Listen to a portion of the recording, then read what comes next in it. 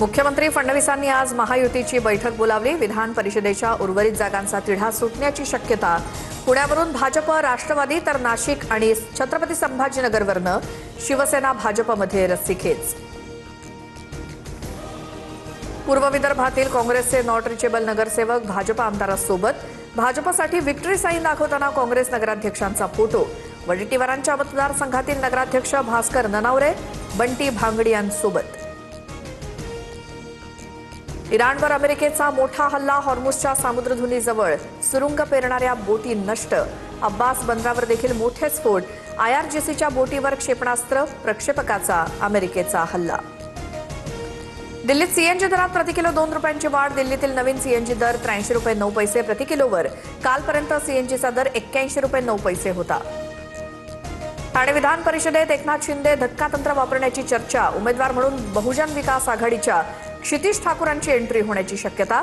रवींद्र फाटक यांचा पत्ता कट होण्याची शक्यता, सूत्रांची माहिती। छत्रपती संभाजीनगरमध्ये कांद्याला प्रति किलो अवघा 1.25 रुपया भाव मिळाल्यामुळे शेतकरी संतप्त। गंगापूर बाजार समितीच्या गेटसमोर टाकला कांदा। वैजापूर महामार्गावरील आंदोलनामुळे काही काळ वाहतूक ठप्प। अमरावतीत 24 तासात 7 जणांचा उष्माघाताने मृत्यू झाल्याची शक्यता। बेघर बेवारस व्यक्ती उष्माघाताचे बळी ठरत असल्याचं चित्र। अमरावती जिल्ह्यात तापमान 45 अंशांच्या पुढेच। नीट पेपरफुटी प्रकरणात लातूरच्या 5व्या डॉक्टरची चौकशी। लातूर शहरातल्या औसा रस्त्यावरती या डॉक्टरचं हॉस्पिटल। तर नीट परीक्षेनंतर नोट्स आणि इतर कागदपत्र रद्दीत विकल्याचं 2 डॉक्टरांच्या चौकशीसमोर। गोकुळ दूध संघासाठी सप्टेंबरमध्ये मतदान होण्याची शक्यता। 30 जुलैपर्यंत अंतिम मतदार यादी प्रसिद्ध होण्याची शक्यता, सूत्रांची माहिती। प्रारूप मतदार यादी तयार करण्यासाठी ठराव मागवले।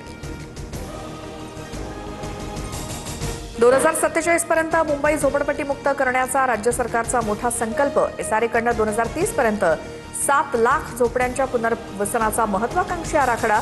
महाराष्ट्र इन्फ्रास्ट्रक्चर कॉन्क्लेव्हमध्ये मोठी घोषणा। शालेय साहित्य 20 ते 25% महागलं। सराव संच, व्यवसाय वह्या, दप्तर, चित्रकलेच्या साहित्याच्या किमती वाढल्या। वाढत्या महागाईची शालेय साहित्याला झळ।